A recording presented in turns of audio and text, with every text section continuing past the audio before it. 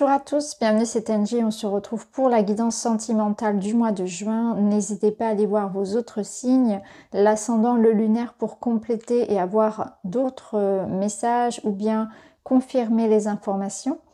Vous pouvez aussi me consulter si vous souhaitez faire une séance d'hypnose spirituelle ou bien un autre accompagnement avec moi.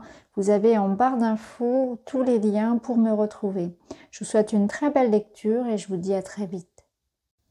Bonjour les lions, on se retrouve pour votre guidance sentimentale relationnelle. On va aller voir tout de suite ce qui se passe pour vous. On va commencer avec les cœurs vaillants et vous avez le cœur ailé qui vous parle ici d'intuition, de voix intérieure. On voit que vous allez être très connecté à l'univers mais aussi aux autres. Donc ça nous parle quand même de partage, de rencontres, de bons moments avec tout le monde. Ce cœur ailé, il vous parle aussi d'être vraiment très attentif à votre spiritualité. Donc pour certains, on va avoir aussi cette idée que quelque chose se développe. Donc au niveau personnel, on peut avoir ici de jolis messages, cette sensation que on est boosté et qu'on est protégé, qu'on n'est pas seul. Donc on a du soutien à la fois terrestre et à la fois venant de l'invisible. Il y a vraiment cette idée qu'au niveau spirituel, ça bouge, vous êtes boosté. Il y a aussi cette invitation ce mois-ci à écouter ses désirs, ses passions, ce qui vous fait envie. Je sens un cœur ici assez léger. On voit que ça va être un mois pour vous vraiment un mois de juin assez sympa. Il peut y avoir pas mal de festivités au niveau du cœur. Ça va être aussi une forme d'harmonie. Alors rien n'est jamais parfait bien sûr, mais il y a quelque chose qui résonne comme beaucoup plus léger que précédemment. Alors, on va voir avec les autres oracles. On a l'amour en cage ici qui nous parle justement de se libérer. On a un équilibre, c'est ce que je vous disais. Voilà. Et voilà, je le sentais. Donc, on voit qu'on a pu passer par cet orage, qu'il y a pu y avoir une espèce comme ça de mise au point. On en est passé par un espèce de réajustement, mais ça peut être vous aussi au niveau personnel, en dehors de votre couple, vous êtes passé par une phase de réajustement dans votre vie pour peut-être faire un point, savoir ce qui était bon pour vous, peut-être que vous avez fait aussi du tri dans vos relations. Vous avez constaté que pour certains, les gens étaient là simplement pour prendre, qu'il y avait une notion de superficialité aussi dans certains liens et vous avez fait ce choix de nettoyer. Hein. Après, ça peut nous dire aussi que vous avez vécu une difficulté qui vous a renforcé. Je le ressens ici parce que cette mise au point, elle a permis de voir les sentiments véritables que vous aviez, avec votre partenaire, aussi bien les vôtres que les siens. Donc il y a quelque chose qui a été renforcé. On a pris conscience de l'importance de l'autre, on a pris conscience qu'on était encore amoureux, qu'il y avait encore quelque chose de fort.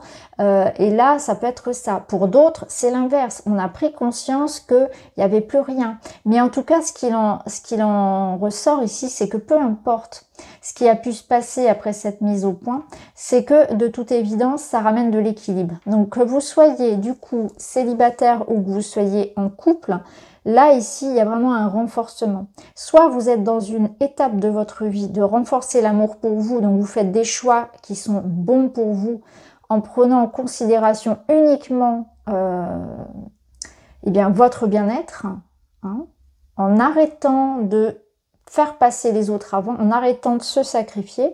Et pour d'autres, c'est un renforcement du couple après une étape comme ça de mise au point, peut-être de crise. On voit que là, on retrouve un équilibre. On voit qu'il y a de l'amour, on voit que c'est sincère, on voit que c'est inconditionnel. Donc c'est vraiment beau parce que ça nous parle d'un retour à la communication, un retour de l'écoute de soi aussi. Peut-être que pour certains, on a pu connaître une phase un peu déstabilisante où il y a pu y avoir un manque de communication, de la distance, des sentiments peut-être on a pu douter des sentiments qu'on pouvait avoir pour son partenaire. Il y a pu y avoir la même interrogation de l'autre côté, ça peut être ça aussi. Et on se rend compte de l'importance d'un lien.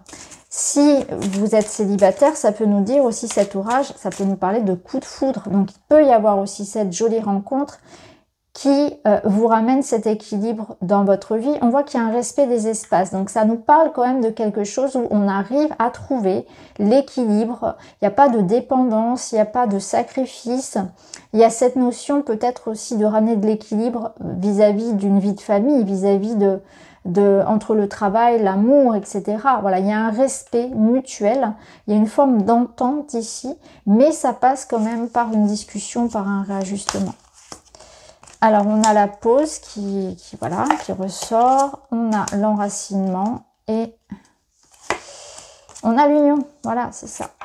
On retrouve l'union ici et la renaissance. Donc, clairement, c'est une renaissance pour vous-même ou au travers de votre couple, pour votre relation. Mais on voit que ça passe quand même par une phase de réflexion, de mise au point. Ici, on est dans l'idée de prendre le taureau par les cornes. On est dans l'idée aussi de se projeter sur l'avenir. Donc on fait des projets communs.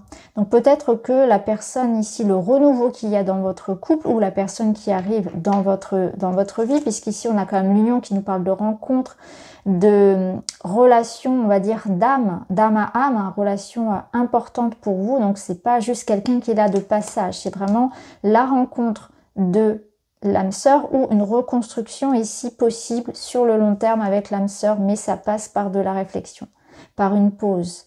Peut-être que pour certains, vous allez aussi faire un voyage, vous permettre une étape ici de vacances, de week-end, une sorte de... Comment je pourrais appeler ça? Une sorte de sas, de ressourcement à deux, ou une sorte de lune de miel en quelque sorte, où on va entreprendre un projet ensemble pour se retrouver. Donc ça peut être un voyage, ça peut être autre chose bien sûr, hein. Pour d'autres couples, ça peut être l'idée de s'installer ensemble, de fonder une famille, mais en tout cas on investit ici vers le futur ensemble. Ça demande réflexion, ça demande un réajustement, il faut être sûr de soi, mais là il y a comme une évidence en fait, il y a comme une évidence que dans cette relation il y a quelque chose à sauver. Mais peut-être que c'est cette nouvelle personne aussi qui va vous redonner goût à l'envie de vous investir sentimentalement. Alors, on va continuer.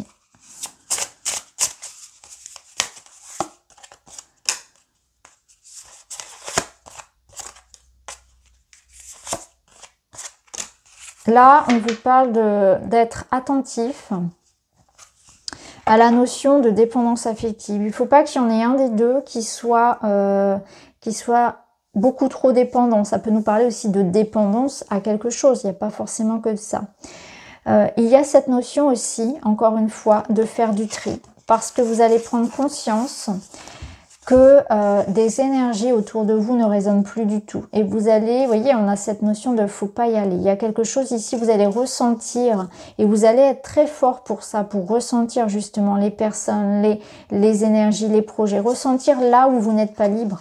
Ressentir là où il y a dépendance, où il y a prédation, j'ai envie de dire. Ressentir où c'est pas sincère non plus. Donc il y a quelque chose ici où on vous dit attention, il n'y a pas de réciprocité ou alors l'énergie n'est pas équilibrée. Vous donnez trop pour cette personne, vous n'avez rien en retour. Libérez-vous de ça. Il y a quelque chose qui s'apaise par rapport à ça. Ça peut nous parler encore une fois de ce rééquilibrage, qu'il faut être attentif à ça. Il faut être attentif aussi à ne pas tomber dans une dépendance vis-à-vis de l'autre, à rester dans une autonomie, à savoir aussi avoir des moments de solitude, à savoir ne pas vivre pour correspondre aux attentes de quelqu'un. Il y a une forme ici d'autonomie et d'indépendance. Ça renforce aussi l'idée que il y a un poids en moins, il y a quelque chose qui se libère aussi peut-être par la parole, par un travail sur soi, par une compréhension du pourquoi ça ne fonctionnait pas avec certains. Donc il y a un travail aussi qui peut être fait d'un point de vue karmique ou transgénérationnel où vous prenez conscience de tout ce que vous avez pu attirer dans votre vie et qui ne vous convenait pas. Donc on prend conscience aussi de l'origine de ces blocages et on s'en libère. C'est vraiment très intéressant. Il y a l'idée de ne pas refaire les mêmes erreurs du passé. Et on voit d'ailleurs que en changeant cette énergie-là, vous allez attirer à vous, voyez, des énergies, donc des personnes, des projets qui matchent avec vous. Vous voyez, il y a cette notion, on a les deux cartes inverses en fait. On a ici cette notion que ça ne fonctionne pas et ici, hop, il y a comme cette étincelle, cette notion de matcher. Alors, on va voir avec d'autres cartes ce qu'on peut me dire pour vous. On a un éclaircissement ici, une compréhension. On nous parle de voyage, de déplacement, de prise de hauteur. Et ici, on a le couple, on a les disputes et on a la clé. Donc la clé qui vous parle de rencontre, d'opportunité, de réconciliation, peut-être de quelque chose d'immobilier pour certains si ça vous parle, d'un projet de déménagement par exemple ici, ou bien une situation qui s'améliore tout simplement. Avec les oiseaux, on peut voir que ça passe par la communication. Il y a une communication importante qui ramène de la compréhension. Ça nous parle de retrouvailles, de se déplacer peut-être aussi pour retrouver son partenaire ou bien d'un voyage à deux. Il y a cette notion aussi de dispute, de conflit par rapport auquel il va falloir prendre du recul et de la hauteur, mettre de l'eau dans son vin. Il y a quelque chose qui trouve ici une issue à partir du moment où on communique et on est dans la notion de compromis. Alors, avec le petit Lenormand, qu'est-ce qu'on peut vous dire aussi? Vous avez le renard, le chien et le livre. Là, on a le serpent. Ok, donc ce que je ressens, c'est qu'il y a quelqu'un autour de vous que vous allez regarder différemment. Vous allez avoir des messages, des informations par rapport à quelqu'un. Et il y aura quelque chose à décider par rapport à cette personne.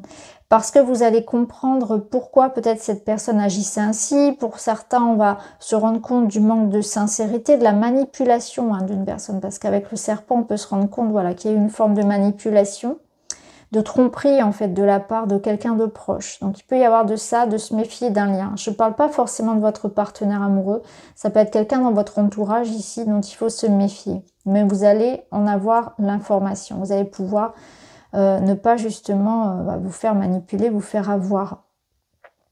Ça nous parle aussi, pour d'autres, d'avoir besoin d'être à l'écoute de son partenaire parce que il y a quelque chose qu'il garde pour lui, une forme de mal-être. Alors ça peut être vous ou votre partenaire, mais il y en a un des deux ici qui a besoin de parler, de communiquer.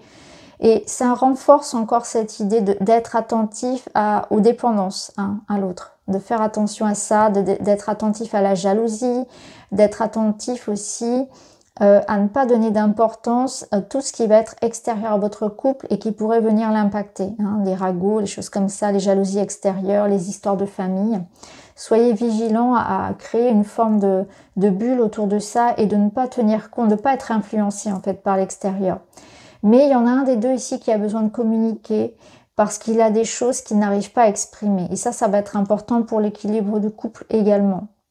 Pour d'autres ici, il est peut-être question que ce soit un ami, un partenaire, un proche, peut-être un membre de votre famille, qui ait des soucis de santé. Et il y a cette idée peut-être de démarche, d'opération, de traitement, en tout cas de consultation, qu'elle soit d'ordre plutôt psychologique ou bien de santé physique. Mais on a quelqu'un ici qui va être accompagné d'un point de vue médical en tout cas. Et on aura peut-être un rôle justement de soutien pour cette personne. Ou bien si c'est vous que ça concerne, vous aurez du soutien de votre partenaire et de vos proches. C'est une invitation aussi ce mois-ci pour vous à être attentif, à être attentif à vos ressentis, à votre intuition parce qu'effectivement vous allez avoir cette capacité de discernement, de savoir aussi à qui vous pouvez faire confiance, etc. Ça nous parle aussi d'être dans une étape de transformation, c'est ce qu'on avait vu. Donc là il y a quelque chose ici où on vous dit gardez confiance aussi parce que pour le moment il vous manque peut-être aussi de l'information. Donc attendez avant de prendre de grandes décisions, réfléchissez bien avant de prendre de grandes décisions. Voilà ce que je pouvais vous dire. Pour d'autres, ça peut être aussi des démarches. Encore une fois, ça renforce cette idée de déménagement, des démarches personnelles en lien avec tout ce qui va être peut-être un notaire également qui peut être, il peut y avoir un accord de trouver ou quelque chose de signé également. Et on vous dit aussi de bien lire tout ce qui doit être signé ce mois-ci. Alors on continue, on va aller voir avec un petit message. Et vous avez, j'ouvre mon esprit à d'autres possibilités. J'arrête de me trouver des excuses et je me lance. J'ai le pouvoir de manifester ce que je veux dans ma vie. L'abondance est partout si je suis prête à ouvrir, si je suis prêt, pardon, à recevoir et à ouvrir mon cœur. Donc là, on vous dit que peut-être parfois vous attendez les choses d'une certaine façon et que là, ce mois-ci, au contraire, on va vous inviter à ne pas être trop restrictif sur la façon dont vous envisagez l'amour, les relations, l'abondance, la réussite, etc. Ou un projet, hein, parce qu'il peut y avoir des surprises. L'univers vous envoie toujours ce dont vous avez besoin finalement et ça ne correspond pas toujours à ce dont vous avez envie. Donc là, on vous dit, il faut peut-être parfois être moins carré, il faut pouvoir s'ouvrir, être un peu plus souple. Ça nous parle de bienveillance, de non-jugement et dans la communication aussi, dans le rapport aux autres, hein, avec vos enfants, vos proches, les autres de manière générale. On vous dit aussi de porter votre regard et votre attention sur ce qui est bon, déjà sur l'abondance, sur une forme de gratitude à nourrir ici pour pouvoir recevoir encore davantage. Et il y a une notion d'équilibre aussi dans votre relationnel, de savoir juger si effectivement tout ce que je donne à cette personne, je le retrouve, s'il y a un équilibre dans les liens. Donc voilà pour vous les amis, ce mois-ci, n'hésitez pas à me dire en commentaire, je vous embrasse et je vous dis à très vite.